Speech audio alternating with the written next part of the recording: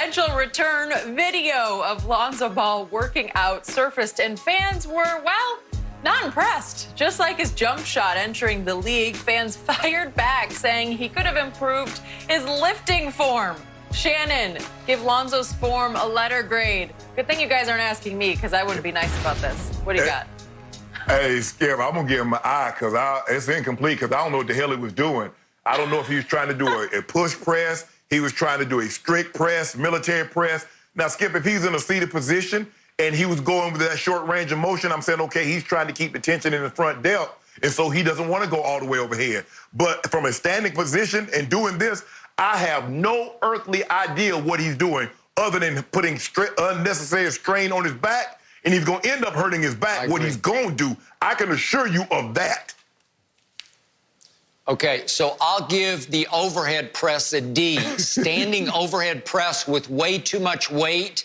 He couldn't finish his rep, and he's teetering underneath it, so I got that one. Yeah. But when he was at the bench press, he was throwing up 210 pounds, and it looked good. I'm going to give him an A for the bench press, because for that skinny little thing that he used to be, he was pushing up some pretty significant weight, and he's put some pretty significant muscle on his upper body. His father is a trainer by trade, and by the way, when he jumped up and did the Hulk, that's the most I've seen Lonzo ever publicly come out of his shell, and I love that. So I'll give the reaction an A+.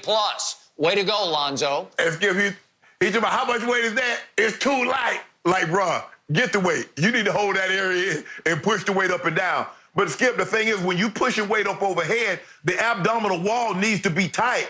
He's like pushing out and his abs are relaxed. You're going to put unnecessary strain on your back, and you're going to end up hurting your back. No good. So, LeVar, get with Lonzo and correct that form. LeVar. Yep, I agree. Yes. I even know how to bench with accurate form with his abs. Jeez, come on. Got to be better than that. That is it for Undisputed. The Herd is coming up next. We'll be back Monday, same time, 9:30 a.m. to hear about the practice fight between Michael Jordan and Steve Kerr in the upcoming episode of The Last Dance. Steve Kerr said that moment isn't something he is proud of and is a little self-conscious that it's being revisited. So, Shannon, what did this incident tell you about Michael Jordan? It told me that Michael Jordan was a bully. He used his position as being the best player. He used his position as being the team leader and to bully guys. And Steve Kerr probably had enough of it, and he punched him in his chest, and Jordan punched him back. That's what it tells me about Michael Jordan. And Michael was a guy, and he's like most bullies.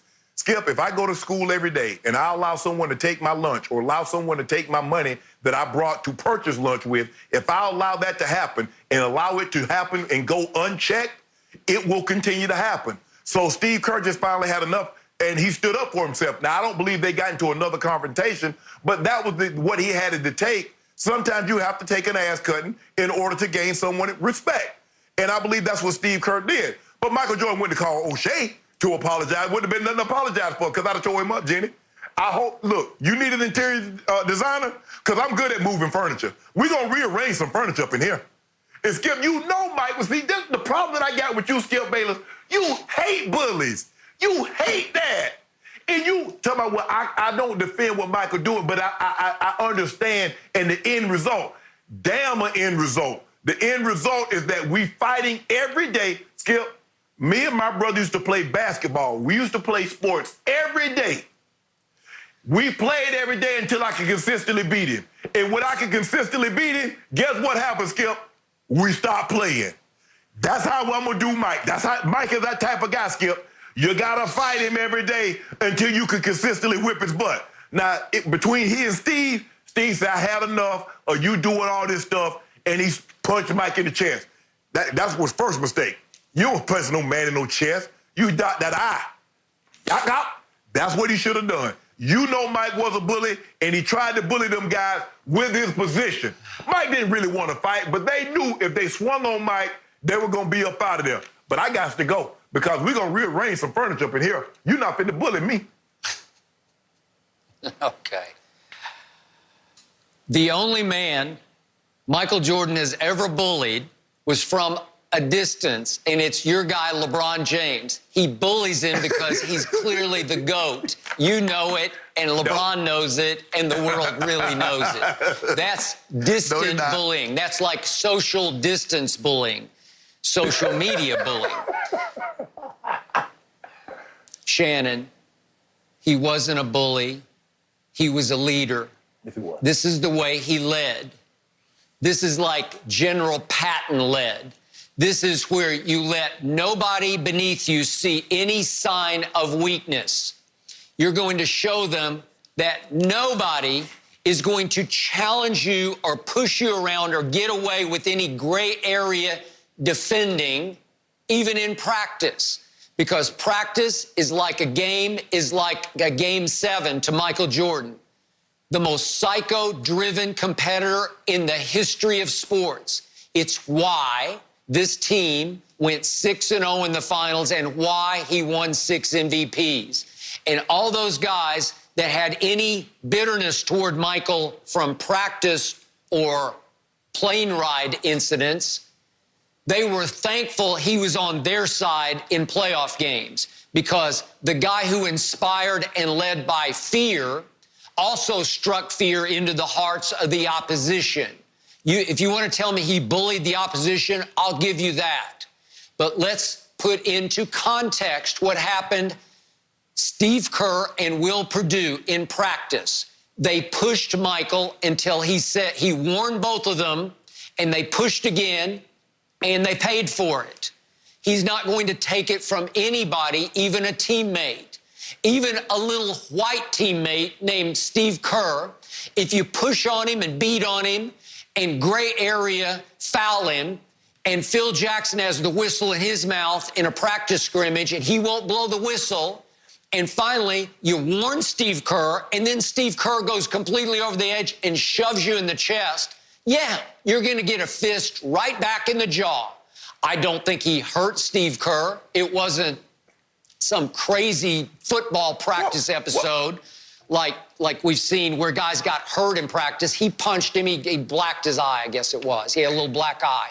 Yeah. But Will Perdue did the same thing. He's not going to take it from the big white stiff of a center. He's not going to get away with this. He was setting hard picks on Michael in a practice scrimmage, and Michael said, I warn you, don't set an illegal pick on me again. It was an offensive foul of a pick. And Phil wouldn't blow the whistle, and Will Perdue said it again, and this guy's 7 feet tall, and he got jacked in the jaw. And it said, back off, you stepped over the line. And again, Michael led by fear, not love, but by fear. Let me ask you a question. So good, I'm glad you say that.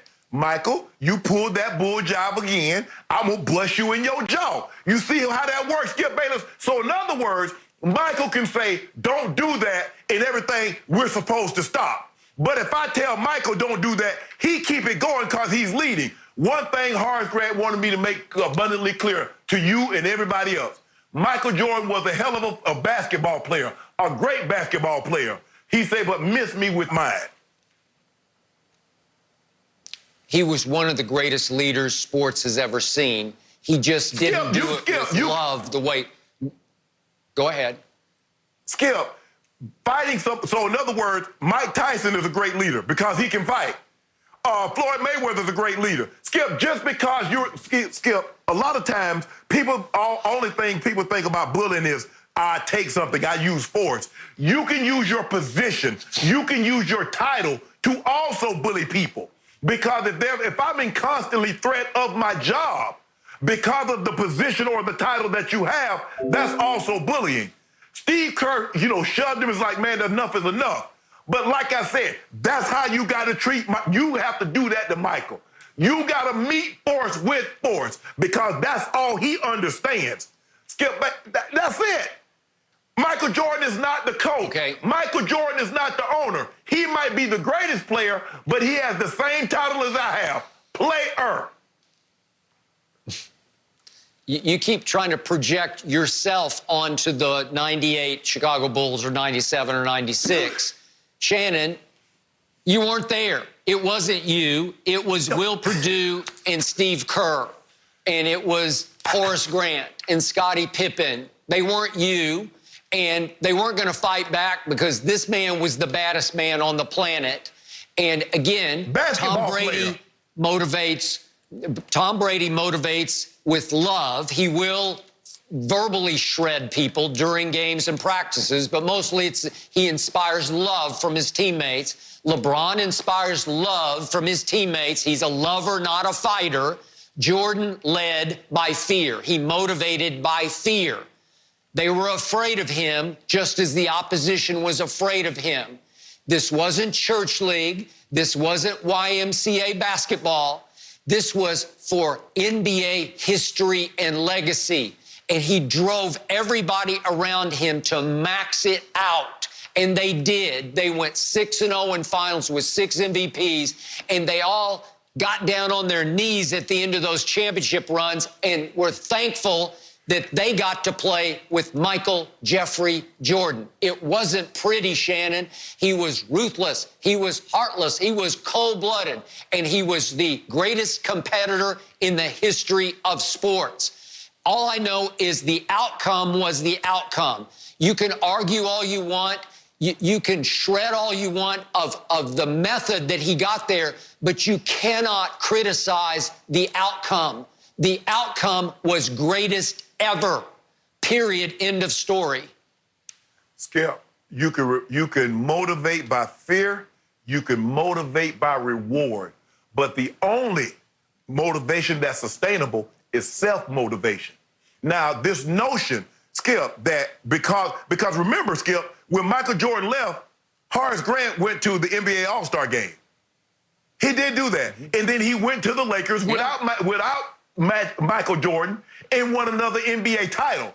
These guys are very self-motivated, Skip. You don't get to this level, Skip, without being self-motivated. All I'm saying is, Skip, I understand I wasn't there, but I'm saying I understand how to deal with people like Michael. Is that, bruh, like he told Steve Kerr, don't do it again. Like he told Will Perdue, don't do it again. That's the only message I'm telling him. Don't do that again, bruh. Other than that, that's it. We ain't got to go back and forth, round and round. Let's just go ahead and move this furniture. And then we're going to sell it, and then everything will be okay. We won't have that problem. Skip, do you actually think I would let John Elway